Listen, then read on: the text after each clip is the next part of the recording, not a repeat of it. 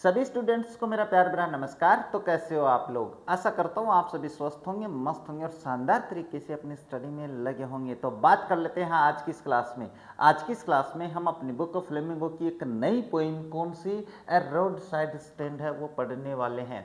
एक शानदार कविता जिससे आपको कुछ सीखने को मिलने वाला है, इस पोएम को पढ़ने वाले हैं। तो सबसे पहले मैं आप लोगों को इस पोएम का सारांश समझाने वाला हूँ बहुत ही आसान भाषा में। इसके बाद में इस पोएम की जो व्याख्याएं हैं, एक्सप्लेनेशंस है, उनको भी बहुत ही आसान भाषा में समझाने वाला हूँ। एक्सप्लेनेशंस के बाद में इस कविता के, इस पोएम के जितने भी क्वेश्चंस हैं वो मैं आप लोगों को आंसर सहित करवाने वाला हूं। तो क्लास आप लोगों के लिए बहुत ही शानदार, बड़ी ही महत्वपूर्ण होने वाली है। क्लास को आपको बिना स्किप किए कंप्लीट देखना है ताकि आप लोगों की एग्जाम में आने वाले प्रश्नों को आप गलत ना कर सको। तो आज की इस क्लास को शुरू करें इससे पहले आप लोगों से एक बात कहना चाहेंगे, अगर आप हमारे चैनल पे आए हो, हमारे वीडियोस देख रहे हो, वीडियोस पसंद आ रहे हैं, हमारे चैनल को सब्सक्राइब कीजिए, वीडियो को लाइक कीजिए, शेयर कीजिए, साथ ही बेल आइकन को भी ऑन रखिए ताकि मेरे वीडियोस के नोटिफिकेशन सबसे पहले आप लोगों के पास पहुंचे। अब ज़्यादा समय नहीं लेते, शुरू करते हैं आज की क्लास। और आज की इस क्लास में हम कौन सी पोएम है वो कंप्लीट करने वाले हैं। तो ए रोड साइड स्टैंड, यानी सड़क के किनारे एक स्टैंड। अब ये स्टैंड किससे लिया गया है सर? स्टैंड का मतलब यहाँ पे लिया गया है रेडी ठेले वगैरह से लिया गया है। दुकान जो होती है ना, जो दुकान होती है सड़क के किनारे, उनसे लिया गया। जो ठेले पे बेचते हैं ना सामग्री, उनसे, या जो छोटी दुकानें होती है सड़क के किनारे, उससे लिया गया है। तो बात करेंगे हम इसके बारे में, क्या कहना चाहता है कवि इसके बारे में। तो कवि की कोई चिंता नहीं है, कवि केवल अपने पास जो गरीब लोग हैं, जो सड़क के किनारे खड़े होकर अपने सामान को बेचते हैं, उनकी व्यथा का व्याख्यान है वो इस पोएम में इसने किया है।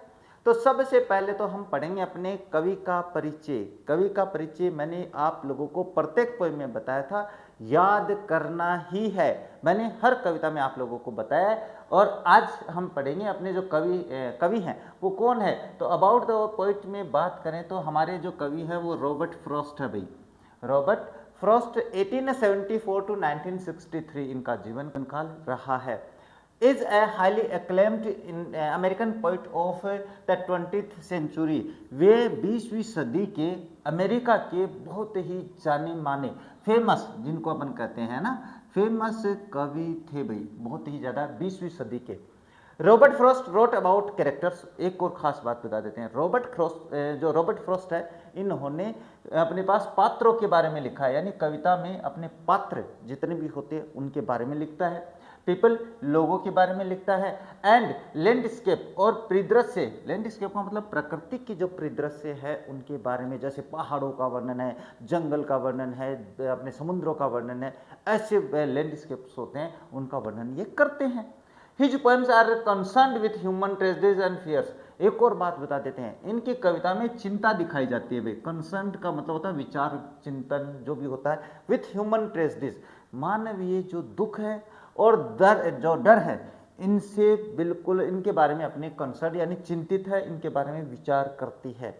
His reaction to the complexities of life, और उनका जो रिएक्शन है, उनके जो कॉम्प्लेक्सिटीज यानी जटिलताएं जो है ना इंसान की जो जटिलताएं हैं, इनके बारे में इनकी क्रिया प्रतिक्रिया भी दिखाई है भाई, ऑफ लाइफ, जीवन की, and his ultimate acceptance of his burdens, और अंततः फिर वो अपने पास इसको क्या कर लेता है, अल्टीमेट का मतलब अंततः है और एक्सेप्टेंस का मतलब स्वीकार कर लेता है। यानी कहने का मतलब है इंसान की जो जटिलताएं जीवन में है, जितने दुख दर्द उसके जीवन में है, जितने डर उसके जीवन में है, उन सभी बातों को अंत में वो स्वीकार कर लेता है। ऐसी कविताओं में बताया गया है रॉबर्ट फ्रॉस्ट की।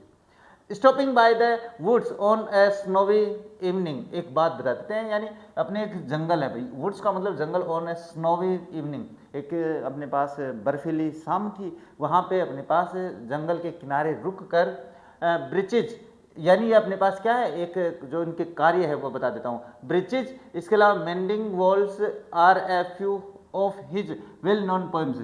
ये पोएम्स है भाई अपने, stopping by the woods on a snowy evening, birches है, मेंडिंग वॉल्स है, ये इनकी कुछ प्रसिद्ध कविताएं हैं भाई, बहुत ही फेमस है। आप जैसे कॉलेज में जाओगे, आप आर्ट्स है उसमें इंग्लिश लिटरेचर जिन्होंने ले रखा है वो जानते हैं ये बात।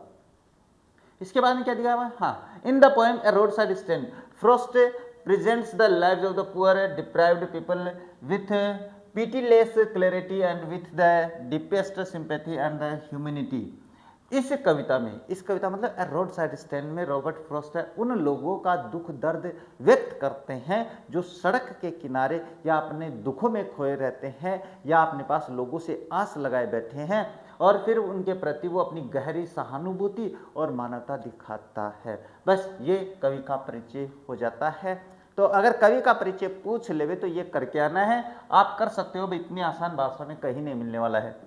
यहाँ से शुरू हो जाती है अपनी पोइट्री और पोइट्री में मैंने बता दिया किसके बारे में है। रोड साइड स्टैंड नाम से पता चल रहा है जो गरीब वेंडरर होते हैं, जो वेंडरर यानी सामान बेचने वाले जो होते हैं सड़क के किनारे बैठे हैं उनके बारे में है। तो पहले तो हम पोइम का क्या कर सकते हैं, एक इसका जो सारांश है ना वो समझ लेते हैं। और सारांश अगर समझ में आ गया है ना, सारांश अगर आपको समझ में आ गया तो मान के चलो आधी से ज़्यादा जो समस्या है वो आपकी सोल्व हो गई है। चलिए देखते हैं। The little old house was out with a little new shed in front at the edge of a road where the traffic sped.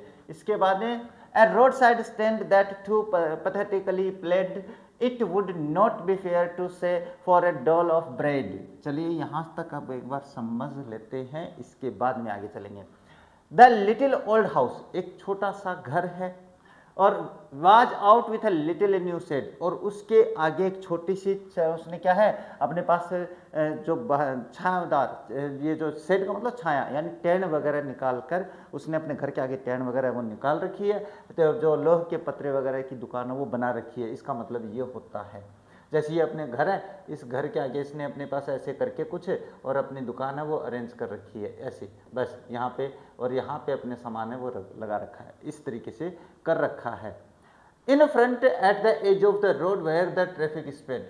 अब ये जो अपने पास उसने अपनी दुकान लगा रखी है घर के आगे थोड़ा सा छावदार बना के, तो वो क्या है, वो सड़क के किनारे सड़क की ओर है जहाँ से ट्रैफिक हर रोज चलता है। जैसे ये सड़क है, यहाँ पे अपने घर बना रखा तो यहाँ इसने निकाल रखा, यहाँ से अपने पास सड़क पे है क्या वाहन है, चलते रहते हैं चलते रहते हैं। चलिए, a road side stand that too pathetically pled. अब एक रोड साइड स्टैंड है वो बिल्कुल करुणादायक, पैथेटिकली का मतलब क्या होता है, करुणा, इस पर करुणा से, करुणा यानी दुखों से, करुणा लिख देता हूँ मैं, करुणामय, करुणामय प्लेड यानी प्रार्थना करता है। प्लेड का मतलब क्या होता है, प्रार्थना करना, बिल्कुल ऐसे प्रार्थना, ऐसे लगता है कि सड़क के किनारे जो स्टैंड है वो लोगों से प्रार्थना कर रहा है, बिल्कुल करुणामय। It would not be fair so say for a dole of bread. और ये इसलिए नहीं है कि भाई वो अपने पास क्या कर रहा है, सीधी सी बात है, एक ब्रेड यानी उनके पेट भरने के लिए कुछ खाने को मिल जाए, बस इसलिए है। डॉल ऑफ ब्रेड का मतलब होता है एक ब्रेड का टुकड़ा जो है वो उन्हें मिल जाए, बस इसीलिए है ताकि वो अपना पेट भर सके, इसीलिए वो करुणामय रिक्वेस्ट करता है लोगों से। प्लेट का मतलब request. But for some of the money, the case whose flow support the flower of cities from sinking and withering a faint, the polished traffic passed with a mind ahead, or if ever aside a moment, then out of sorts at having the landscape marred with the artless paint। अब यहाँ तक समझाएं तो क्या कहना चाहता है कवि, कवि ये कहना but for some of the money, लेकिन सीधी सी बात है कुछ पैसे के लिए, यानी ब्रेड के लिए और कुछ पैसे के लिए अपने पास वो क्या कर रहा है, अपने पास रिक्वेस्ट कर रहा है लोगों से कि उसका सामान खरीदे। द कैश यानी नगद, जो पैसे मिलेंगे, हुज फ्लो सपोर्ट, जो पैसे मिलेंगे उससे उसको अपना जीवन यापन करने में, अपने परिवार का भरण पोषण करने में क्या है, सपोर्ट मिलेगा भाई, सहारा मिलेगा। हाँ, the flower of cities from a sinking and the withering faint, और कहाँ से, जहाँ से अपने पास उस शहर से जिनके वो अपने पास flower of the cities, flower of the cities का मतलब यहाँ पे शहरों की चकाचौंध से वो दूर है, और from a sinking and withering faint वो क्या है, बिल्कुल दुबका जो कहते हैं ना दबा कुचला है, विदरिंग फेंट बिल्कुल अपने पास, विदरिंग फेंट का मतलब होता है उड़ा हुआ रंग जिसको अपन कहते हैं, यानी बिल्कुल हाव भाव उड़े हुए हैं चेहरे के, इस तरीके से। The polished traffic past with mind ahead, लेकिन सीधी सी बात है वो जो ट्रैफिक वहाँ से चल रहा है वो ट्रैफिक उनकी तरफ बिना ध्यान के ही आगे बढ़ रहा है, उसकी तरफ कोई नहीं देख रहा है। और if ever side moment then out of sorts at having the landscape marred with the artless paint. और फिर वो अगर कुछ एक देखते हैं वहाँ पे तो वो ये सोचते हैं कि वो बिना मतलब आर्टलेस पेंट का मतलब क्या होता है, बिना कलाकारी के जो कलर किया हुआ है, दाग धब्बे से उसके घर पे लगे हैं, दुकान पे लगे हैं, और वो क्या कर रहा है, मार्ड विथ का मतलब क्या होता है, उस पे लगे होने, चकते से वगैरह गंदे रंग का कलर होना, यानी मकान पे उसके बिल्कुल बढ़िया रंग नहीं है, भद्दा सा रंग है, जो कि क्या कर रहा है, अपने पास लैंडस्केप उस परिदृश्य को नुकसान पहुंचा रहा है। वो जो सामने पहाड़ दिखाई दे रहा है उसके बीच में आकर ये अपने पास क्या है, उस दृश्य को खराब कर रहा है, ऐसे सोचते हैं लोग। अच्छा, इसके बाद में of sign that with and turn wrong and south turn wrong offered for sale wild berries in the wooden quartz or crook necked golden squash with silver warts or beauty rest in the beautiful mountain scene। इसके बाद में you have the money but if you want to mean, यहाँ तक बता देते हैं एक बार, उसके बाद आगे चलते हैं। क्या कह रहा है, of sign that with N turn wrong and S turn wrong, यानी उसके बाद में वो संकेत है, वहाँ पे जो संकेत लगे हैं वो अपने पास उत्तर की तरफ जो संकेत है वो भी गलत है और जो दक्षिण की तरफ संकेत है वो भी गलत है, यानी वो जो संकेत वाला लगा हुआ था ना सड़क पे, वो अपने पास टर्न हो रखा है, वो भी गलत तरीके से लगा हुआ है वहाँ पे, ये कह रहा है, ये कहना चाहता है। यानी जो एन टर्न का मतलब होता है नॉर्थ टर्न, नॉर्थ टर्न जो है ना अपने पास संकेत साइन बोर्ड, वो भी उल्टा घुमा हुआ है, तो वो भी अपनी सही दिशा में नहीं है। ऐसे ही साउथ टर्न है, वो भी इसी प्रकार से। Offered for sale wild berries in wooden quartz, और अपने पास अगर बात करें तो वो क्या बेच रहे हैं, वाइल्ड बेरीज, यानी वाइल्ड बेरीज जो है, जंगली बेर जो है वो वहाँ पे बेचने के, इन वुडन क्वार्ट्स, वुडन क्वार्ट्स का मतलब होता है लकड़ी के छोटे छोटे डब्बों में, जैसे अपने आजकल वो नहीं आती क्या चेरी, जो कि अपने बॉक्स में आती है, बिल्कुल वैसे ही वो भी अपने पास वाइल्ड बेरीज वो उस बॉक्स में डालकर बेच रहे हैं। और crooked nail squash with silver warts का मतलब क्या होता है, अपने पास गोल्डन स्क्वाश का मतलब जो कद्दू वगैरह, कद्दू होता है ना वो पीले रंग का जो होता है, उस कद्दू को आपके पास सिल्वर वार्ट्स, सिल्वर वार्ट्स का मतलब होता है सफ़ेद रंग में अपने पास जो लिफाफा वगैरह पैकेट वगैरह होते हैं उसमें वो बेच रहे होते हैं। और beauty rest in the beautiful mountain scene, you have the money but if you want to mean, और जो अपने पास क्या है, और beauty rest in the beautiful mountain scene, और सुंदरता जो है उस पर्वत के, जो पर्वत है वहाँ पे सुंदर पर्वत है वहाँ पर रेस्ट कर रही है। पीछे एक पहाड़ दिखाई दे रहा है, उस पहाड़ पे अगर अपन पहाड़ को देखें तो सुंदरता निवास कर रही है, वहाँ पे आराम कर रही है। यू हैव द मनी, अब आपके पास पैसे तो हैं, but if you want to mean, लेकिन आप बहुत ही कम, यानी कमजोर दिल के, मीन का मतलब वैसे तो नीच होता है, लेकिन यहाँ पे अपने पास बुरा होना चाहते हो। Why keep your money this crossly and go along the hurt to the scenery wouldn't be my complaint so much as the trusting sorrow of what is unsaid here far from the city we make our road side stand. अब यहाँ पे बता देते हैं कि आपके पास पैसे तो हैं लेकिन आप कमजोर दिल के होना चाहते हो। Why keep your money this crossly, अब आप अपने पैसे है उसको इतना छुपा के क्यों रखना चाहते हो। दिस क्रॉसली, दिस क्रॉसली का मतलब होता है यहाँ से बचाकर आप कहाँ छुपाना चाहते हो, एंड गो अलोंग, और वहाँ से अपने पास सीधे निकल जाते हो। The hurt to the scenery wouldn't be my complaint, अब कवि यहाँ पे कह रहा है कि मेरी कोई शिकायत नहीं है भाई कि इस पहाड़ को, इसकी ये जो दुकान है वो अपने पास क्या कर रही है, नुकसान पहुंचा रही है, मेरा कोई ऐसा नहीं है भाई, इस पहाड़ के दृश्य को क्या छोटी सी दुकान है नुकसान पहुंचाएगी, मैं तो वहां पे जाके देख लूंगा। इसके बाद है so much has the trusting sorrow of what is unsaid, वहां पे और भी बहुत सारे दुख हैं जो अनकहे हैं, जिनके बारे में कोई नहीं जानता है। रॉबर्ट फ्रॉस्ट की बातें बता रहा हूं। Here far from the city we make our road side stand, और फिर वो कहते हैं यहाँ सड़क, शहर से दूर, हम शहर से दूर सड़क के किनारे हम हमारे स्टैंड बनाते हैं, हम हमारे रेहड़ी लगाते हैं, हम हमारे ठेले लगाते हैं, हम हमारी दुकान चलाते हैं, ऐसा बता रहा है। तो अब आया होगा समझ, चलिए फिर आगे। फिर and ask for some city money to feel in hand to try if it will not make our being expand। इसके बाद and give us the life of the moving pictures promise that the party is in power is said to be keeping from us, ये बता देते हैं। हाँ, and ask for some city money to fill in hand, और वो जो road side stand है वो केवल आपसे पूछते हैं, आपसे प्रार्थना करते हैं कि वो जो शहर का पैसा है वो हमारे हाथों में आ जाए भाई। हमारे हाथों में शहर का पैसा आने का मतलब है शहर के लोग आते जाते हमसे सामान खरीदेंगे तो उन जो पैसे होते हैं वो हमारे काम आएंगे भाई, अपने हाथों में महसूस करेंगे। To try if it will not make over being expand, हाँ ऐसा नहीं है कि इससे हमारा विस्तार नहीं होगा।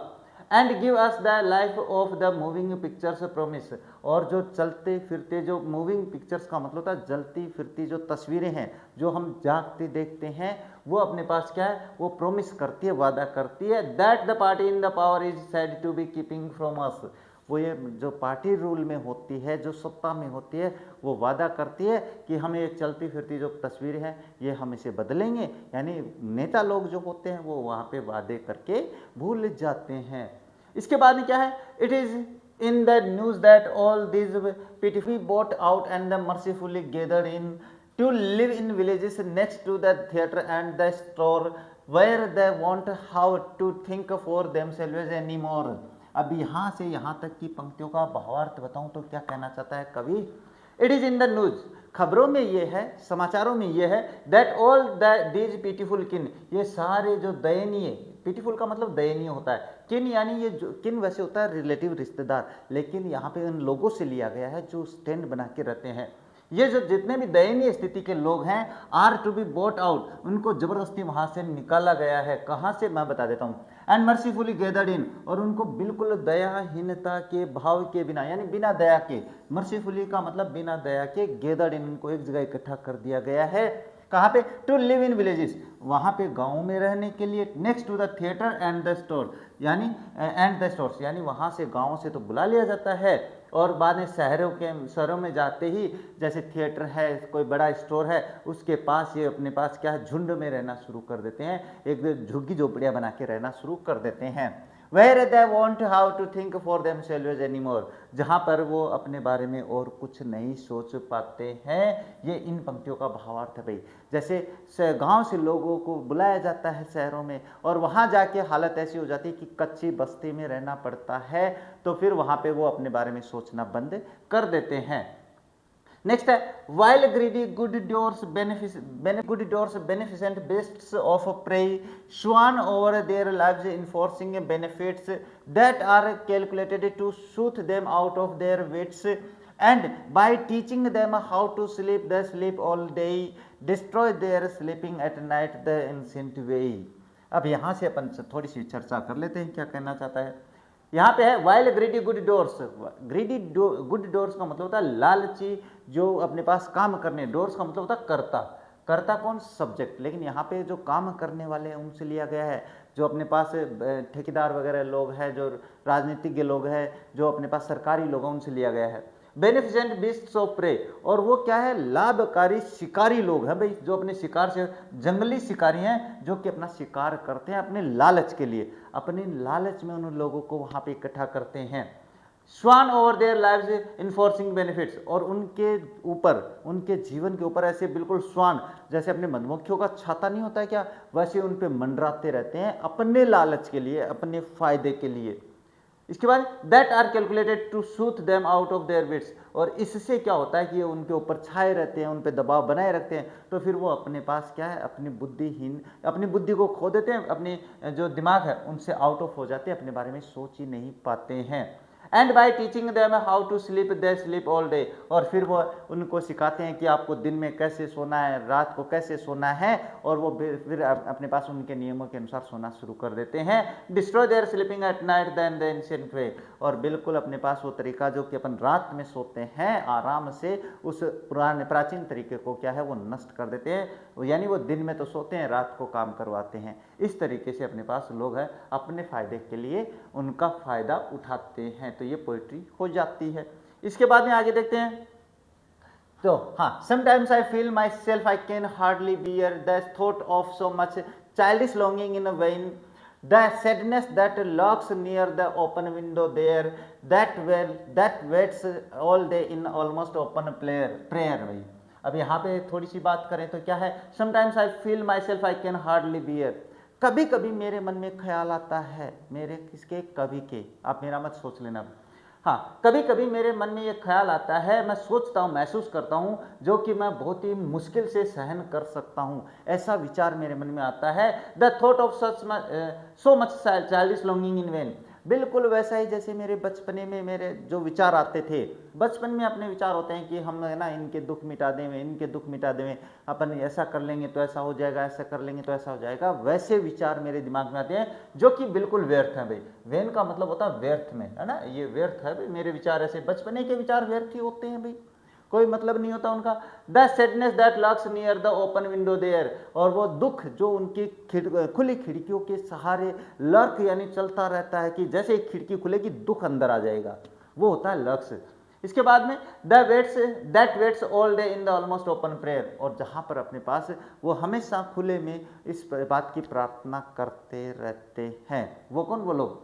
हाँ, इसके बाद for the squeal of the brakes, the sound of the stopping car, of all the thousand selfish car that pass, just one to inquire what a farmer's price are, and one did stop but only to plow up grass in using the yard to bake and turn around, and another to ask the way to where it was bound। बस इतनी सी बात है भाई, ये बता देते हैं क्या कह रहा है ये यहाँ पे। हाँ, for the squeal of the brakes, अब क्या होता है कि वहां पे गाड़ियों के ब्रेक, स्क्वील ऑफ ब्रेक्स का मतलब था ब्रेक की आवाज जैसी लगती है, the sound of the stopping car, और जैसी कार वहां पे रुकती है ब्रेक लगते हैं, of all the thousand selfish cars that pass, वहां पे हजारों कारें गुजरती हैं और कुछ एक कार वहां पे रुकती हैं, कार के ब्रेक की आवाज आती है, just one to inquire what a farmer's price, बस वहां पे अपने पास कुछ एक कार रुकती है तो उस किसान की कीमत पूछती है जिसने वो दुकान लगा रखी है कि तुम्हारी कीमत क्या है। इसके बाद एंड वन डिड स्टॉप, और एक कोई रुका, but only to plough up grass, लेकिन बस वो तो वहां पे उस घास को काम में लेना चाहता था, in using the yard to back and turn around, बस उसमें जो आंगन था उस दुकान के आगे वहां पे अपने थोड़ी घास उगी थी तो बस अपनी गाड़ी को दोबारा टर्न करने के लिए, बेक करने के लिए रुकता है, बाकी वहां पे सामान नहीं खरीदता है।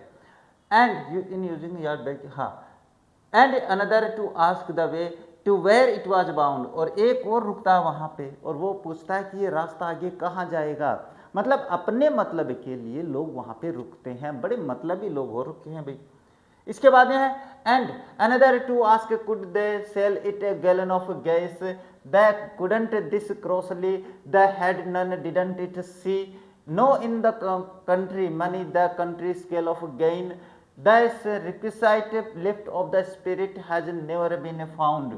अपने पास एक बार यहाँ तक कर लेते हैं, थोड़ी सी एक लाइन और ले लेते हैं भाई। और so the voice of the country seems to complain, यहाँ तक करते हैं, इसके बाद ये पढ़ते हैं क्या कह रहा है। हाँ, and another to ask could they sell it a gallon of gas, और एक और रुकता वहाँ पे, एक और गाड़ी रुकती है और वो कहती है कि क्या आप हमें एक गैलन गैस बेच सकते हो क्या। अब दिखाई नहीं देता क्या उसको कि वो गैलन की गैस की दुकान है कि नहीं है। तो देखो द कुडंट, वो ऐसा नहीं कर सकते। दिस क्रॉसली, ये तो बहुत ही परे की बात हो गई भाई। दिस क्रॉसली का मतलब परे की बात, ऊपर से निकल जाना। द हैड नन, क्योंकि उनके पास है नहीं गैस वगैरह। डिडंट इट सी, क्या उनको ये दिखाई नहीं देता जो लोग रुकते हैं उनको। नो इन कंट्री मनी, ना अपने पास जो कंट्री मनी का मतलब देहात जो अपने शहरी क्षेत्र का जो पैसा है। No country scale of gain, यानी नो कंट्री, यानी कहने का मतलब नो कंट्री मनी का मतलब क्या है कि नो अपने पास देहात का पैसा नहीं तो अपने पास यहाँ पे क्या नहीं है, no country scale of gain, तो फिर यहाँ पे अपने पास कोई फायदा नहीं। इसके बाद में the requisite lift of the spirit has never been found, so the voice of the country seems to complain, अपने पास क्या है, the requisite lift of the spirit has never been found, और वहाँ पे जो अपने पास उत्सुक जो लोग हैं, ऐसी सचेत आत्मा वहाँ पे नहीं दिखती है। और so the voice of the country seems to complain, और बिल्कुल वहाँ पे जो आवाज़ आती है वो आवाज़ केवल अपने शिकायत करती हुई नजर आती है।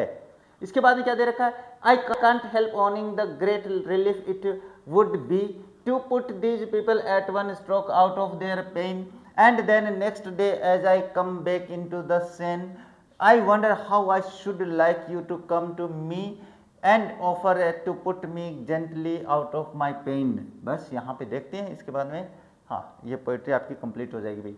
I can't help owning the great relief it would be, और मैं अपने आप को क्या नहीं कर सकता, I can't help owning, यानी मैं खुद अपनी सहायता नहीं कर सकता अपने रखने में क्या, great relief it would be, जो बड़ा आराम है मुझे, यानी बड़ा स्तर पे आराम है वो मुझे महसूस नहीं हो सकता है, to put this people at one stroke out of their pain, और वो जो आराम है ना जो मैं महसूस कर रहा हूँ कि एक ही पल में, एक ही झटके में, एक ही स्ट्रोक में इन लोगों का दुख दर्द दूर कर दूं, लेकिन ऐसा होगा नहीं।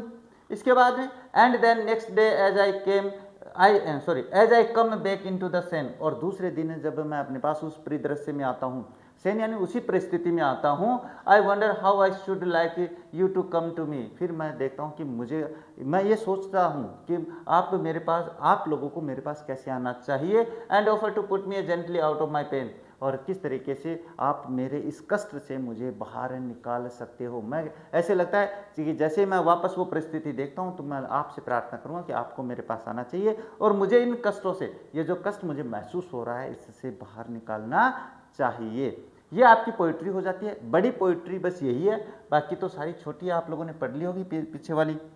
अब ये पहले मैंने बताया था कि अब अपन व्याख्या करेंगे, और व्याख्या की बात करें तो व्याख्या में मैंने तरीका करने का बता दिया भाई आप लोगों को। पीछे की तीनों कविताओं में आपने बात करी है, तो मैं सीधे यहाँ पे रेफरेंस बता देता हूँ। जो आपके स्टंजा आया है ना, जो भी स्टंजा आया है उसके पहले दो शब्द यहाँ पे लिखने हैं, डॉट करते हुए आगे अंत में दो शब्द लिख देने हैं उसी पंक्ति में, नीचे वाली पंक्ति में नहीं आना है। ये मैंने अपना पैटर्न में भी समझा रखा है, आप देख लेना वहाँ पे।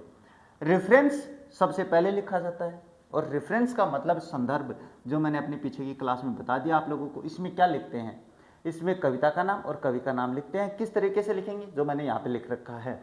These lines have been taken from the poem A Roadside Stand. The poem was composed by famous poet Robert Frost. ये पंक्तियाँ रोडसाइड स्टैंड से ली गई है। ये कविता रॉबर्ट फ्रॉस्ट यानी अपने बहुत ही फेमस कवि हुए हैं, उनके द्वारा लिखी गई है, रॉबर्ट फ्रॉस्ट के द्वारा। कॉन्टेक्स्ट है, इसका मतलब होता है प्रसंग, और प्रसंग में मैं बता देता हूँ आप लोगों के पास अलग अलग तरीके से बताया जाएगा, लेकिन बात मेरी ही माननी है। क्या माननी है? माननी है कि इसमें उस पोएम में क्या कह रहा है, उसकी दो पंक्तियों में सारांश लिखना है। तो in this poem the poet tells about the road side stand that were put up by the poor villagers. इस कविता में उन लोगों के बारे में, उन गरीब लोगों के बारे में बात करता है जो अपने रोड साइड स्टैंड लगाते हैं, सड़क के किनारे ठेले वगैरह, दुकान वगैरह लगाते हैं। He tells the many reasons why the villagers put a stand by the road. वो कई कारण भी बताता है कि लोग यहाँ पे अपने स्टैंड क्यों लगाते हैं। Next he tells how the people behave with them, और आगे ये भी बात करता है कि लोग उनके साथ कैसा व्यवहार करते हैं। अब ये दोनों आपके पास इस पोइट्री से कोई भी स्टंजा आ जाए, ये इसको छोड़ दो भाई, ये तो अपने पास उस स्टंजा की लिखनी है। ये दोनों चीज़ें आपको क्या करनी है, सेम करनी है भाई। ये दोनों चीज़ें क्या करनी है, ये आपको सेम करनी है, रेफरेंस और कॉन्टेक्स्ट। अब एक्सप्लेनेशन में क्या है, इन पंक्तियों में क्या कहा है कवि ने वो लिखेंगे। In these lines the poet tells that a little old house is in the front by the road and made a small shop. यानी एक इस पंक्ति में, इन पंक्तियों में कवि क्या कर रहा है, एक व्यक्ति है, सड़क के किनारे घर है, घर के बाहर उसने एक छोटी सी दुकान है वो निकाल रखी है। The traffic was running by the shop at full speed. Traffic आ रहा है, जा रहा है तेज गति से। The smallest shop pleads to prospective customer to stop their car and buy something from the shop. वो जो अपने पास दुकान का मालिक है, जो गरीब आदमी है, वो प्रार्थना करता है कि जो उनके प्रोस्पेक्टिव यानी सम्माननीय जो कस्टमर है वो गाड़ी रोके और उनसे सामान खरीदे। The road side stand wants to earn some cash which keeps the economy of the cities in good health and save the from the collapsing. और वो जो रोड साइड स्टैंड है वो यही प्रार्थना करता है कि कुछ धन मिलेगा हमें शहर का, तो वो हमें क्या उनके नष्ट होने से बचा सकता है, यानी उनका जीवन यापन चल सकता है। सीधी सी बात है। क्रिटिकल नोट भी सेम लिखना है, यानी एक व्याख्या में केवल आपको एक्सप्लेनेशन चेंज करनी है एक कविता में। जैसे रेफरेंस है, इस कविता से दूसरा आएगा तो मैं यही रखूंगा सेम, देख लेना आप। The poet tells the condition of the poor shop erected by the poor beside the road. इसके बारे में बात करता है कवि। इसके बाद में क्या करता है, the poet use simile and the metaphors for increasing beauty of poem. ये दोनों आप क्रिटिकल नोट लिख सकते हो। तो एक अपने पास क्या है, इनकी बात करें तो चलिए मैं दूसरा जो स्टंजा लेता हूं उसके अंदर अपन रेफरेंस, कॉन्टेक्स्ट और क्रिटिकल नोट सेम रखने वाले हैं। क्या दिया हुआ भाई, देखिए द हार्ट डेस करते हुए बीइंग एक्सपेंड है, ये वाला स्टंजा आप देख लेना कौन सा है। अब रेफरेंस मुझे बताने की आवश्यकता नहीं है, कॉन्टेक्स्ट बताने की आवश्यकता नहीं है, सेम रखी है मैंने। एक्सप्लेनेशन कर लेते हैं। In these lines, the poet says that the so-called injury to the landscape caused by the signboards that the stand keepers have by their shops. अब यहाँ पे कुछ लोग, सो कॉल्ड लोग का मतलब होता है कुछ ऐसे लोग जो कि अपने पास क्या है, अपने विचार रखते हैं कि भाई इनकी ये छोटी सी दुकान है, पीछे का जो परिदृश्य है उसको नुकसान पहुंचा रहा है, भद्दा दिखाई दे रहा है। इसके बाद में क्या कह रहा है, it is not poets worry but the thing that worries poet is the सोरो ऑफ द विलेजर्स। और ये कवि की समस्या नहीं है, कवि का कष्ट इस बात से नहीं है कि वो जो दुकान है उस परिदृश्य को नुकसान पहुंचा रही है, ना, उन गरीब लोगों का जो दुख दर्द है वो कवि की वास्तविक चिंता है। No one talks and no one understands, कोई भी बात नहीं करता, कोई भी नहीं समझता है। The shopkeeper puts their shop by far from the city, और शॉपकीपर से वो शहर से दूर अपनी दुकान लगाते हैं। He wants to earn some money by selling goods to the city people, वो शहर के लोगों को सामान बेच के कुछ पैसे कमाना चाहता है। हु पासेज बाय, जो कि वहां से गुजरते हैं। ही वांट्स टू राइज, अभी यहाँ पे ये rise RISE, he wants to rise his condition of living with earned money, यानी कहने का मतलब है वो कमाए हुए पैसे से अपने जीवन स्तर में सुधार लाना चाहता है। ये हो जाता है क्रिटिकल नोट, सेम हो जाएगा। तो अब आई बात समझ में, अब समझ में आ गई होगी तो स्क्रीनशॉट लेते चल सकते हो, इतना टाइम मिल गया होगा। अब इसके बाद में बात करें तो नेक्स्ट क्या आता है, sometimes I despise are, यहाँ से अपन शुरू कर लेते हैं। अगर इसमें बात करें तो रेफरेंस वही है, कॉन्टेक्स्ट भी वही है, एक्सप्लेनेशन मैं समझा देता हूं। देखो, द पोइट फील्स पेन, अब इन पंक्तियों को अपन ने नहीं लिखा कि इन दिस स्टंजा, है ना, इन दिस स्टंजा ऐसे भी शुरू कर सकते हो। In this stanza the poet tells that कर देना, टेल्स दैट, और दैट के बाद में ये लिख देना। इससे क्या फर्क पड़ता है भाई। The poet feels pained to see the poor villagers sad and the disappointed when no one stops to buy their goods at their stands, वो थोड़ा सा दुख महसूस करता है। किन के लिए? उन गांव वालों के लिए जो कि अपना सामान बेचने के लिए वहां पे दुकान लगाए हुए हैं, लेकिन वहां पे कोई नहीं रुकता है और सामान नहीं खरीदता है। इस बार he has a childish wish to relieve that poor man of their suffering, और उसे एक चाइल्डिश लॉन्गिंग, जो बचपने की एक आशा अभिलाषा होती है, वो उन गरीब लोगों को अपने दुखों से बाहर निकालना चाहता है। He imagines that they can be freed from their agony if all them are killed at the one stroke, और फिर वो ये भी मानता है कि एक झटके में उनको मार दिया जाए तो वो आज़ाद हो जाएंगे, ये भी थोड़ी कल्पना करता है। However he calls it A childish idea, लेकिन वो इसे अपने पास एक बचपने का विचार मानता है। The poet says that the stand owner waits all day, और वो ये भी कहता है कि दुकानदार है वो हम सारे दिन इंतजार करता है। ऑलमोस्ट इन ओपन प्रेयर, बिल्कुल खुली प्रार्थना में। For at least one car to stop out of the 1000 cars with that pass, और वो यही आशा करता है हजारों कारें जो वहां से गुजरती है उनमें से एक कार तो रुकेगी। He expects to be asked about the price of his goods, और वो ये आशा करता है कि लोग उनसे इनकी वस्तुओं की प्राइस पूछेंगे, खरीदेंगे। अच्छा, क्रिटिकल नोट भी सेम ही है, तो फिर ज़्यादा समझाने की आवश्यकता भी नहीं है।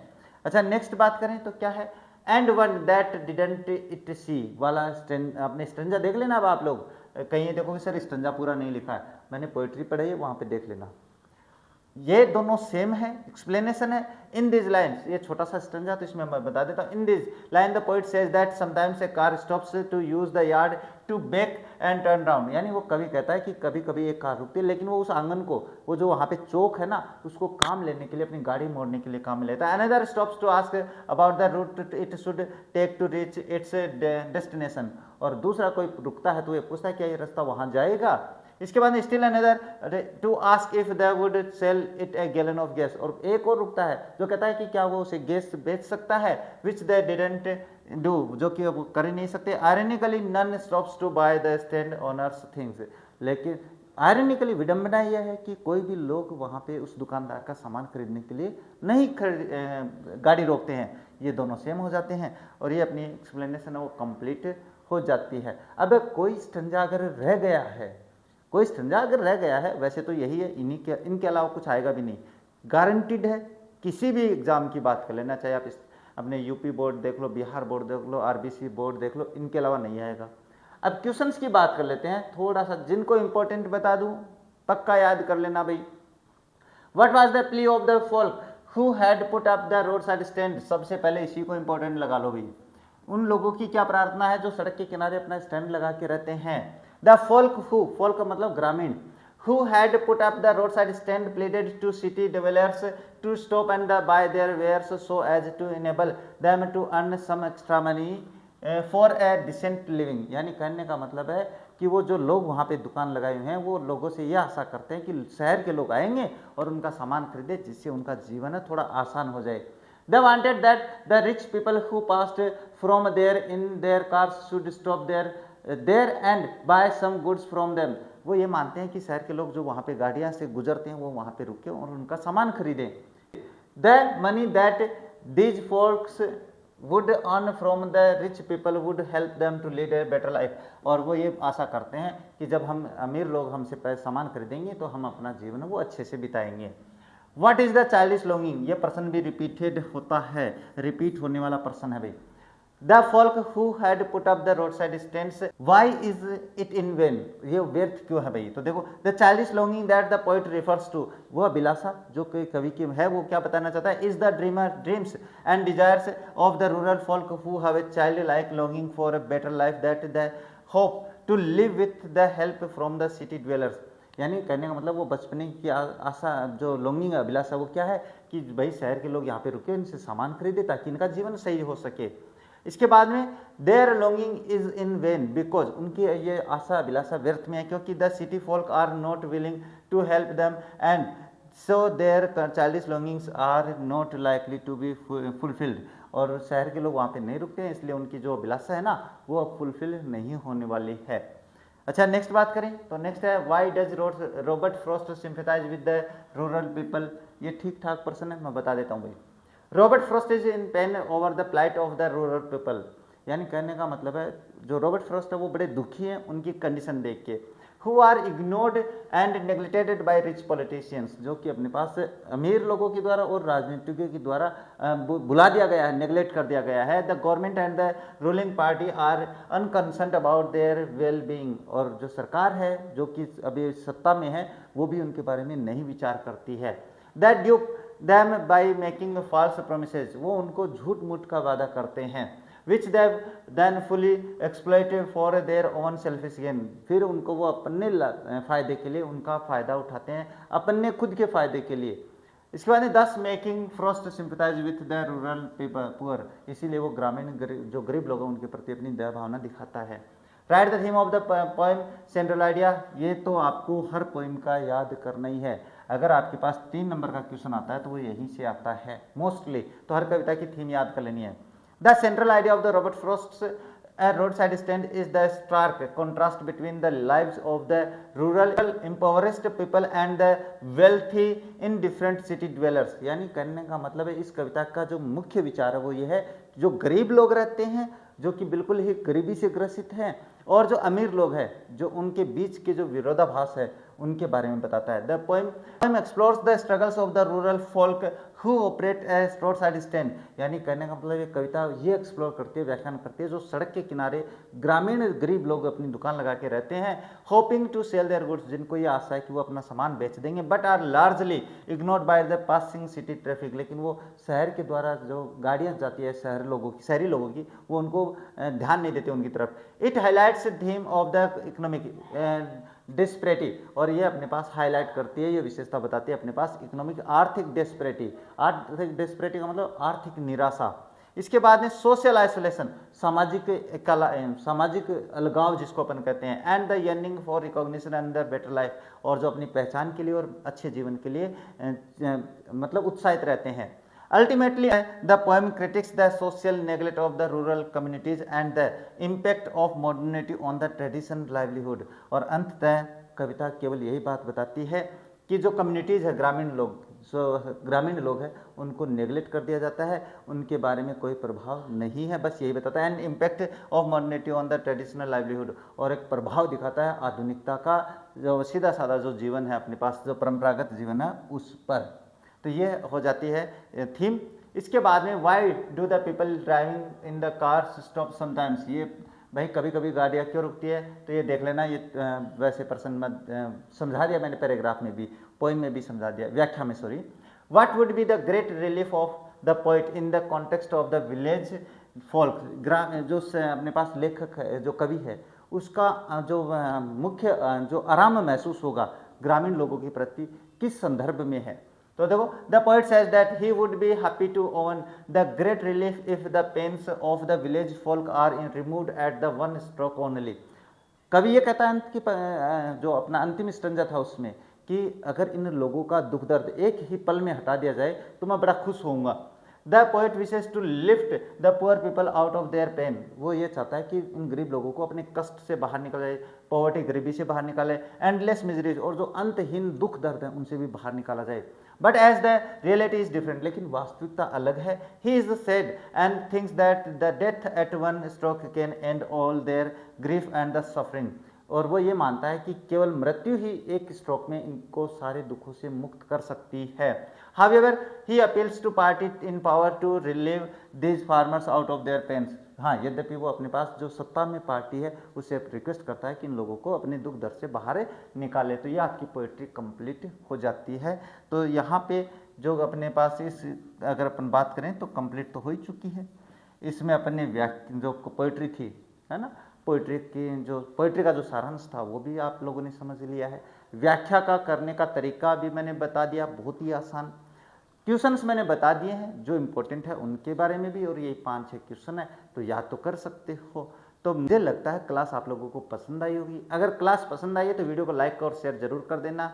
साथ ही अगर चैनल पे पहली बार आए हो तो चैनल को सब्सक्राइब कर बेल आइकन को ऑन रख लेना, ताकि मेरे वीडियोस के नोटिफिकेशन आप लोगों के पास सबसे पहले पहुंच जाए। तो बस इन्हीं शब्दों के साथ आज की इस क्लास को कंप्लीट कर देते हैं और मिलते हैं आप लोगों से अपने नेक्स्ट वीडियो में। तब तक देखते रहिए हमारा चैनल। जय हिंद, जय भारत।